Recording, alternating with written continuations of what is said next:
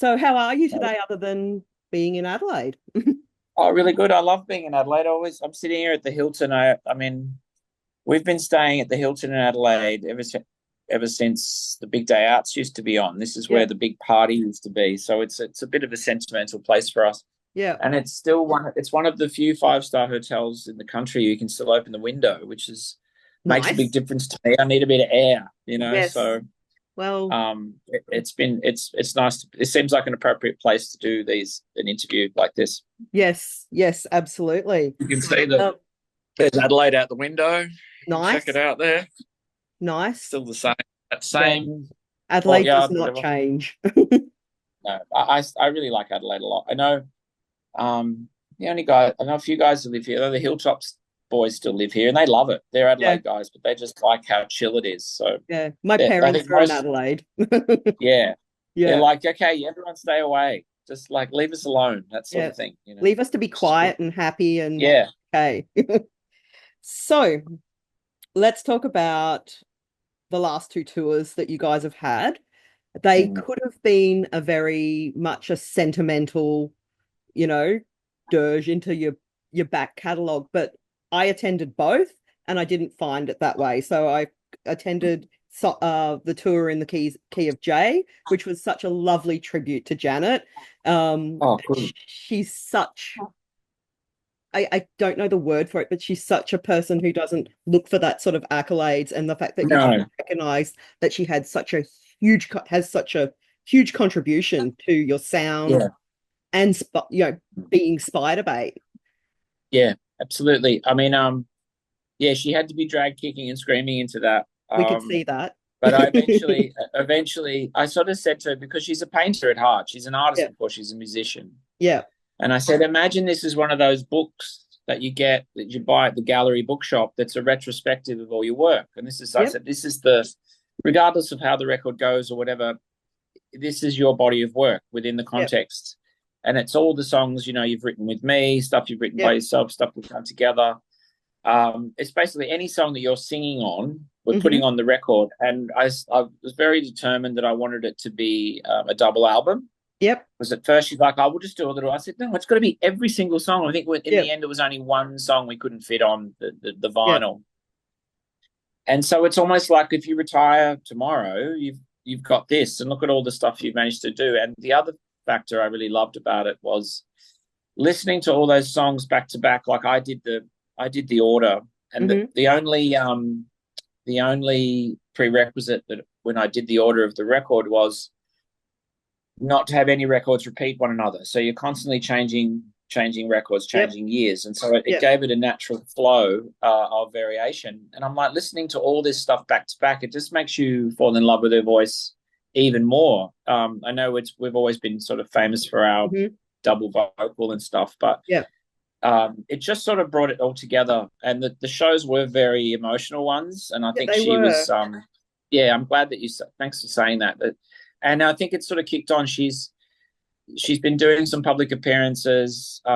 She's a great speaker, and I think her and Adelaide for me are the you know, two of the legends of that era that are still Yep, going strong. They're also great friends. yep. It's like the sun and the moon of the '90s, Absolutely. and they're still very like I was listening to Adelaide's solo record the other day, and it's brilliant. And Janet's in the process of doing her first solo record at the moment, which is really Amazing. exciting. So I think it's all sort of come Mm. from that, and it feels like one of the things that me in particular, are looking to is the future. This is Hmm. I feel like I'm lucky enough to feel this good, to look this good, to fucking be kicking ass. It's such Yep. I'm pretty old, but I just feel electrifying all the time. And when we're About being like we're old, about to you're get up, only a year older than me, Cram. oh, that's all right. I don't mind. Like I don't give a fuck. It's great. Like we're about to get up with Dom Dollar again tonight to do Black Betty with Nice. him at his big show. It's going to Yep. be epic. We did it last time at the bowl, and I'm sort of even the things that I'm writing, what we're sort of planning. Mm. It's all very looking towards the future because we did found this thing. Our label had a meeting with us last week, and there's just we've got so many fans all over the world. Just you can find it out with Do. this new thing called data, which I Right. don't even know Yep. what that is. Yeah.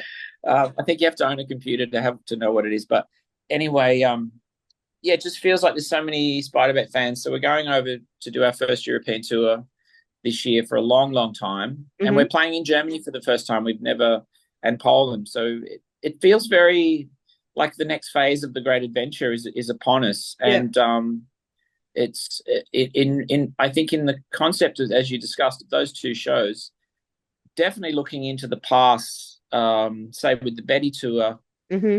celebrating the, I guess, the longevity of such a big hit for us and how Yeah. awesome that's been and stuff, but also giving a lot of young fans the chance to see us for the first time. I've really noticed how young a lot of the crowd was at those shows.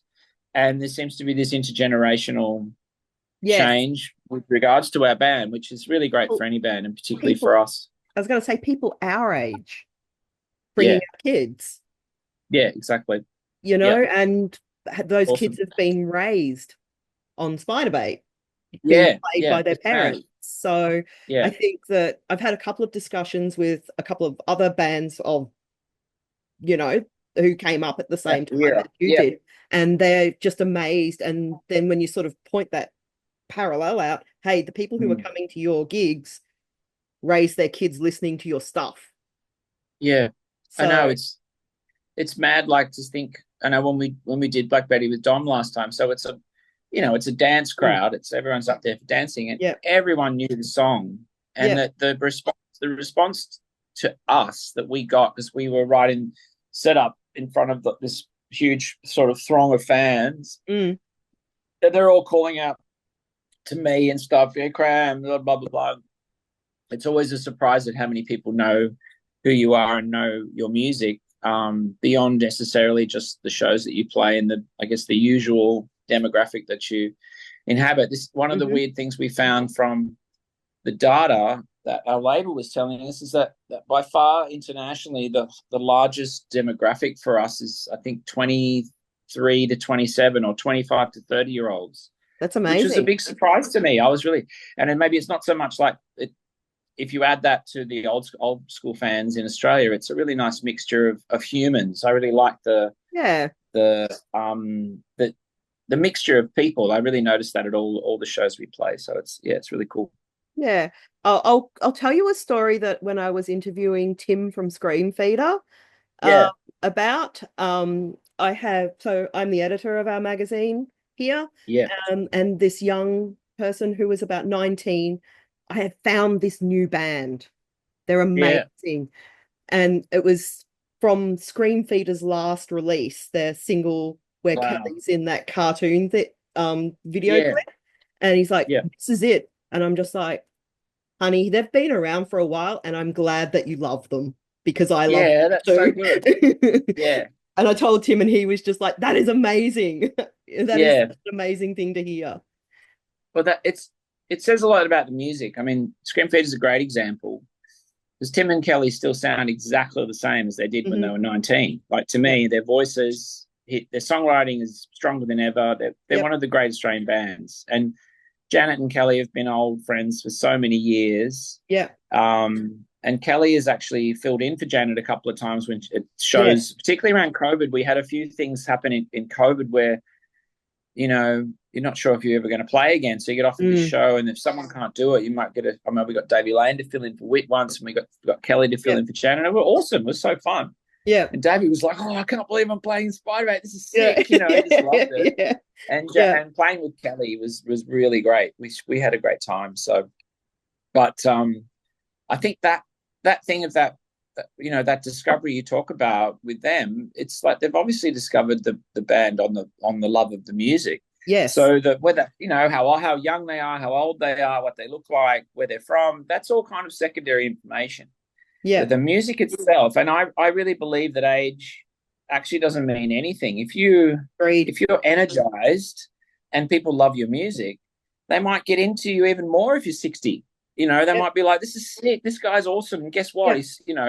So I think that all the art forms, you have the ability to turn the story to your Mm. advantage through being real. And if the quality of work is strong enough and you believe in it, then someone's going to dig it. And I think that's one of the beauties of it. And one of the things about you guys is also that you have such a strong back catalogue as Yeah, well. that, you know, that people can go find stuff. You know, I've had people come to me like when we have meetings at my house. So I've got a wall of vinyl and CDs piled to the roof, and you'll see some of Fantastic. that in the background. And the I younger love it. kids, yeah, it's like the younger kids that come here, they're like, "Oh, what have you got, Beck?" And then they found my Mm. vinyl copy that I rang up for, or actually, no, they didn't find the vinyl, they found the CDs of Shasha Shaglava, Yeah, yeah, and the unfinished Spanish, you know, yeah, and all of the singles. So I have the single of I Gotta Know because I wanted yeah. a copy of Alex the Seal.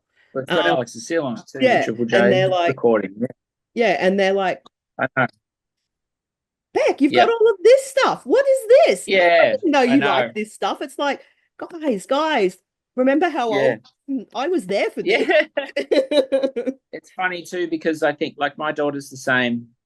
My kids have been getting up with us, playing with us a fair bit in the past few years, and Yes, my I've seen daughter your is son do obsessed. drums.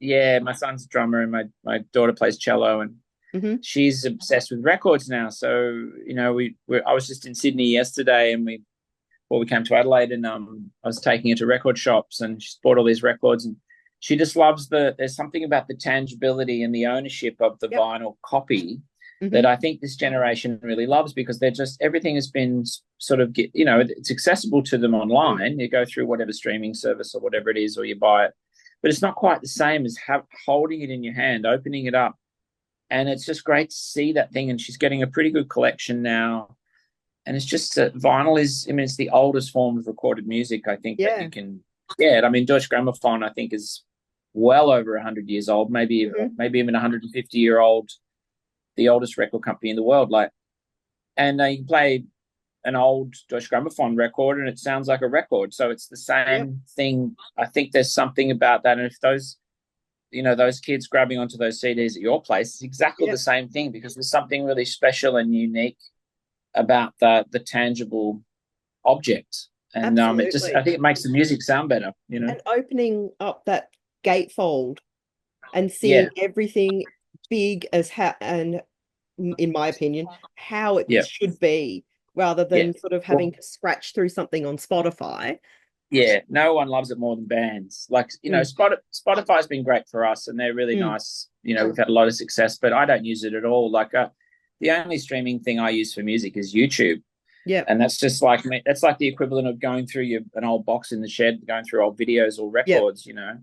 I still just listen to records and CDs all the time. I've got a lot of old tapes.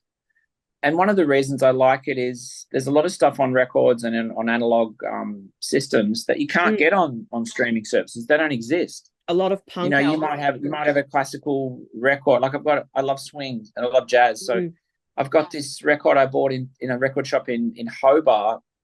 Or it might have actually been in New York. It's a Glenn Miller live radio recordings of yeah, these all yep, these radio shows they used to do. yep, And the band, it just sounds fantastic. If you love swing, no, yep, there's no way you're going to be able to find some of that. It's too obscure mm, on streaming. So I don't know. And I think that's the other thing, that for young collectors and young music fans, every they can individualize their own collection of music so much more, yep. in a more special way, I think, than just streaming it. So I'm really glad that the analog thing is strong I again. agree. Yeah, again, yes.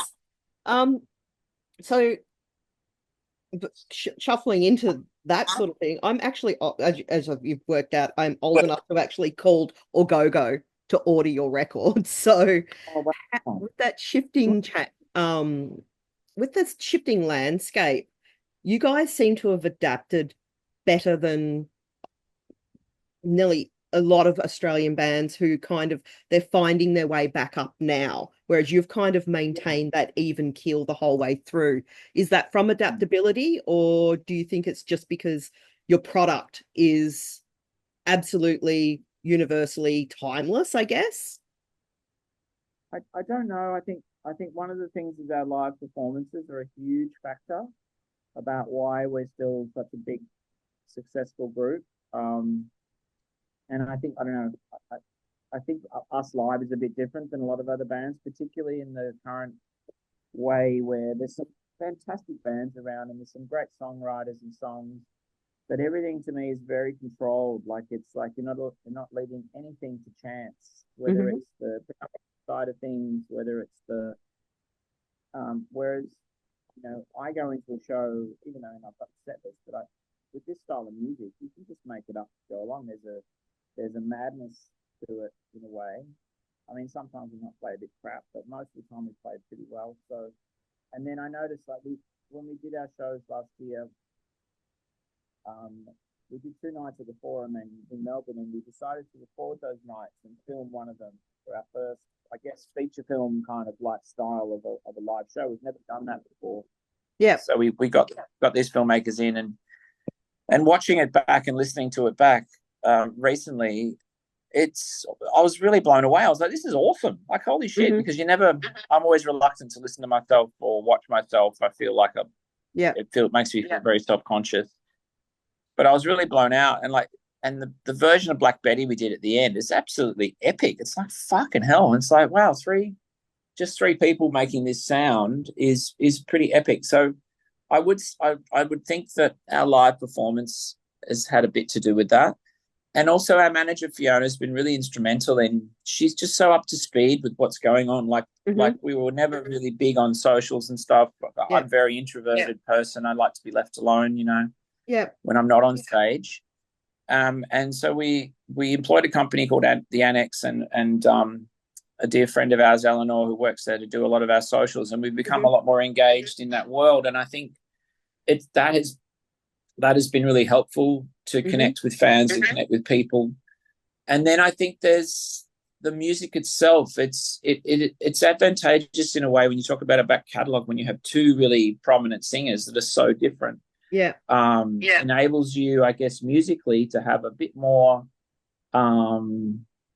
of a great variation in your repertoire, at least on record. We have found some songs like Glock and Pop's always been a tricky one to play live, so we've started doing it with Glockenspiel, and we Yeah. tried to do it live.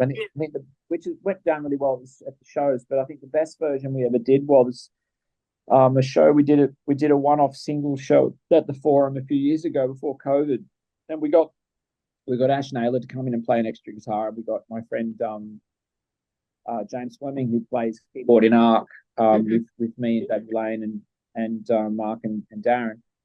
I think it's the greatest keyboard player and the sweetest guy in the world. And to have those extra instruments playing the song as a full band is probably its best performance. So Yeah. we sometimes have that situation where songs that we're producing on the record can be difficult to do live, because live we just want to keep it really raw. But Yeah. I would like to think that's maybe the reason, but as well. But maybe it's just a combination of all those different things. And who knows, really? Yeah. I might be full of shit in all of those answers. Who knows? You'd have to do a poll or something, wouldn't you? Yeah. Yeah. So you always seem to have so much going on with performances. So you're obviously doing ARC, you do Spiderbait. What about Kram solo? Because your last album mixtape, was it mixtape? It was mixtape, wasn't it? Yeah. Yep. Was Yeah. Well, amazing. I've got thank you. The others is back together now too, and it's Yep. so I've got to have to fit that in. We did a concert at the concert hall at QPAC in Hmm. January, and it was just, we hadn't played together for such a long time. And I don't know if you are familiar with the others. It's me and James Morrison and Paul Grabowski. It's a Yep. pure improvisation jazz group, but this Yep. time, Paul had been doing a lot of different work with different people. He'd been working with Paul Kelly. He'd been working with Archie Rhodes before Archie died. Yep. And he's been working with William Barton. And he's like, I'd Yep. really love Will to join this for this show. Hmm. And we were like, oh yeah, I mean, Will's amazing. And this just took the group to an international, it was like one of the greatest performances I've ever been a part of, to have Yep. sitting next to Will playing Didge, Yep. singing in his way, Paul over here on his piano and his synth, and then James just playing everything like the Wizard of Oz. He's just Yep. insane. And so that's a whole nother project that I started that group many years ago, and I sort of we didn't really know what to do with it because we're all so busy anyway. Yep. And now we seem all very committed to making it a thing. So it's looking like we're looking like an American tour next year, and going to Europe and stuff, because it's a particular type of music that's it sort of puts you in a trance. It's just so, and because I grew up playing jazz, even before I even me and Whit sort of and Janet started Spiderbait, just loved the music of non-vocal or non-lyrical music, and just creating almost like painting, dancing, kind of like space. So that's great.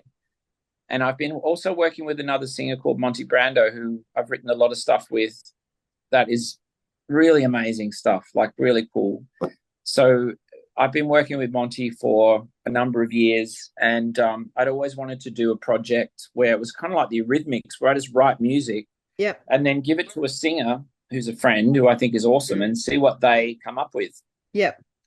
And Monty's such an amazing singer, and so this is a duo concept that I've got that I think could be really great. So once I've done all of that, and your ARC show, I think in the end, I really like. I mean, ARC is really just a lot. We do a live show. We're going to do Dark Side of the Moon and Wish You Were Here this year. We did Led Zeppelin 4 last year, which was great fun. It was great fun to get the lead sing the whole show. That was sick. And Elkie got up and did Kashmir with us on a few of the shows as well, on cello, my daughter, which was really trippy. Nice. And she loved that. But I think in the end, I mean, I love Spiderbait. That's like my family, and all my other projects are like my dear friends. But I think in the end, I'd like to probably just do stuff by myself because it's easier. So I think in the end, doing all these projects will be great, but it's all sort of leading to that point, because I've got a lot of material written and just trying to conceptualize. I think I love mixtape as a record, but I think next time I really want to conceptualize exactly what type of show I want to do. What type of performer I'd like to be individually, and that will help inform what the record is like. And that sort of seems like I'm writing a lot of stuff at the moment, and I go much better at this now, where I'm like, okay, this is great for Spiderbait. It's my song, but I think definitely Spiderbait. Oh, this is more solo. And I remember working with Bonnie Knight last year. Over the past year, me and Bonnie have been doing a lot of recordings, and we did I wrote a lot of stuff in COVID that I wanted to use for the band, and we did that with Frank Titez. So we're actually quite a ways along of a new Spiderbait record, which is we're due to release next year in 26. So that'll be great. And that's kind of been a thing I've wanted to do for some time. It takes such a long time to make records when you get older. I think, because it's difficult to get it together, to put it together sometimes, because everyone has their own lives and kids and all of that. So for sure. I think that'll be the next thing that is done, and then we'll take it from there. So I do have a lot going on, don't I? It's mad. You've just summarized your life and went, oh my God, what have I done? No wonder we employ someone to do our socials. Other than that, when I'm at home and I'm home in Byron, I just chill on the beach and play golf and don't see anyone. So it's nice to talk to someone. Introverted introvert's delight. Extrovert. Introverted extrovert, that's me. I'm a bit the same. It's like you teach yourself to be extroverted so you can get your stuff done. Exactly.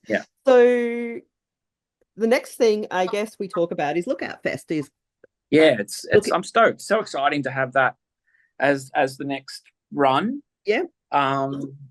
We did a show with Jet last year, and I've been friends for so long. Like Nick and Mark are dear friends of mine, and Cam. And Pete's joined the band now. He's really great. And Louis, and we've played with them, heaps of times, but we played with them over the I think it was October last year for a supercars show in Queensland, which was really cool. And we've obviously played with we've played with Grinspoon so many times, and Magic Dirt and Jebediah, and I'm stoked that the Veronicas are on this tour, because it just adds a whole nother dimension to it. I think it's really good to be going to be seeing those girls play.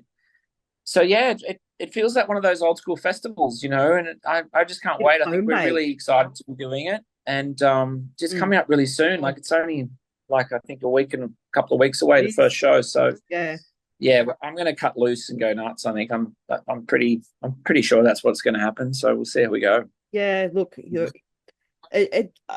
one of the things I've love about this lineup is it's almost like a home bake, Yeah, it you is. know. Definitely. And Definitely. we saw Jet at Good Things, Yeah. playing at Good Things, and they are white hot at the moment. Yeah. They did such a great performance. So there's not a single person on that lineup, like a single act on that lineup that we're not keen to see. So No, it's good. It's almost like, and we did Good Things the year before that. And yeah, that festival's great. We had a great time, and it was really huge. Like I was really amazed with it. And I know the guys had a great time as well, because I know there was one festival we did before that, which was Groove in the Moo a few years yeah, ago, which was incredible for us. We were blown mm, away by it. Those shows were epic for us. yeah, And then Mark was saying that Jet got the next tour. I'm like, "Guy, you're going to love it. They're going to come out. There's going to be so many kids who've never seen you." And then the festival fell over, which was really tragic for them. yeah. And they're such nice guys. I mean, that's a whole nother story. There's so many festivals that's happening to, Mm-hmm. sadly. It is sad. But when they said they got on Good Things, I'm like, oh no, that one's not going to fall over, and they'll go nuts for that. So that's great to hear that the show was great. Yeah. And so it's just it does have that home bake. I mean, everyone knows each other. Mm-hmm. It's almost like two festivals in one, with the six bands sort of. Yep. It's almost like part one and part two. So I It kind of is. I'm looking forward to the social side of things, but also Yep. to the performance side. Yep. And we are I don't know, I'm glad we did the Betty tour before this tour, because it's sort of, I think performance wise has sort of taken us to another space as well. So yeah, I think it'll be all those shows. I just can't wait. They're going to be sick. Yeah, they'll be they're such a great lineup. We've been urging everybody to go, and Yeah, the reviewers and the photographers have been fighting over it. So, yeah, great. like we're gonna have to draw straws, who gets to go. Um, Uh, so we'll wrap it up because I think we've probably gone over because we've had such a great conversation. it's just because I talk too much, as always. That's always, sorry, Beck. You're not talking too I much at talk. all. Okay. You've actually carried the interview. I've just been here nodding. Oh, thank you. Sorry about that. No, I'm from an introvert. I'm fine with it. Thanks. So obviously Lookout's next, and you've given me what's next. Is there anything Yeah, else that's coming up? well, the main thing I just want to get back in and get started. It's been tricky. Like, Janet's doing her own record, so she's been working. I think Kelly has been part of that. Yeah, Adelaide as well. Like, she's just getting all the gals together to do I want power. those three girls to tour together. Oh man, and I'm like, "You're going to do shows?" She's like, "Well, I think so." So she's been doing that. So I've just been concentrating on my songs, Hmm. and then when I got them comfortable, then I showed them to Whit. He picked out. So I showed him like 15 songs, and he picked out a bunch that he thought that he liked, and then so we did a session with Bonnie last month, and that was really good. And so we're just sort of piecing together our side of the bargain, and then Yep. it's going to be what I really want to do in between the Lookout shows and the Europe tours, just sort of get down to Melbourne and just go through with Janet, see what tunes that we have that she might want to use for the Spiderbait record, Yep. and then sort of refine it, because we really want to release it next year. And Yep. the stuff sounds really strong, and then there's shitloads of stuff left over of mine that I'm gonna keep for solo. So it's kind of like I've been making two records in one Yep. without really thinking about it. Hmm. And it was kind of the similar thing where I wrote a whole bunch of stuff in COVID. It's just all fucking heavy metal stuff, and I just was in a real. It's what happens when you get stuck at home for so long. You just Yes. write heavy metal songs. Yep. And then we recorded some of those with Frank, and then a year went by when we fixed those up, and we've just sort of finishing them off. Plus, there's a few old songs from our last record that were never released that we pulled out that we didn't finish, and we're like, these are great. So I think that'll be the end up being the record will be a combination of all those things. Yep. And so by the time we go to Europe, I'd love to have basically everything, if not recorded, at least written and then I can start conceptualizing what the record's going to look like, because I think that really helps when you've got the idea for it, rather than it's just this big giant bunch of songs. It's you start to visualize it, and then you can really refine it, and that helps to get it finished. And I think there's, after Europe, Ark is doing Wish You Were Here and Dark Side of the Moon. We're going to do a big tour of those two records, because the Dark Side was such a big success, and we loved Wish You Were Here. We knew we didn't have heaps of time this year, because both us and Jetta are doing European tours just before that. So I'm like, why don't we, because we wanted to do Dark Side a second time, but we couldn't pencil it in time. So I said, well, let's do that again. And it's the 50th anniversary of Wish You Were Here, and they're two of my most favourite records of all time. Pink Floyd's such a big influence. And just to hear Davey when he starts playing that guitar solo at the start of Shine On You Crazy Diamond, it's fucking spine tingling. It's absolutely sick. Davey's one of my favourite people in the whole world. Yeah. And so that I'm literally flying straight from Berlin to Melbourne, because we're doing this heavy metal rock festival in Poland, and then I fly the next day. Got to get the train from Berlin from Poland, fly to Melbourne to go straight to rehearsal to do the Pink Floyd stuff. So I'm going to be really tripped out, and then we start in August. So I think there's one festival. I think we're doing there's a big show up in Broome that we're going to do. There's a festival that they've put together up there. I think I know the one you're talking about. It's amazing. Yeah, that's going to be in September. And then I think once that, something at the end of the year, then I think we'll be gearing up to, start planning to put the new record out, and how that's going to be shaped, and who's going to, do that and stuff, etc. So, maybe take a little bit of a rest in there somewhere. No, I always I rest all the time. I'm resting straight after I hang up after you. But I'll probably play golf a bit. Yeah. Take my son surfing. Yeah.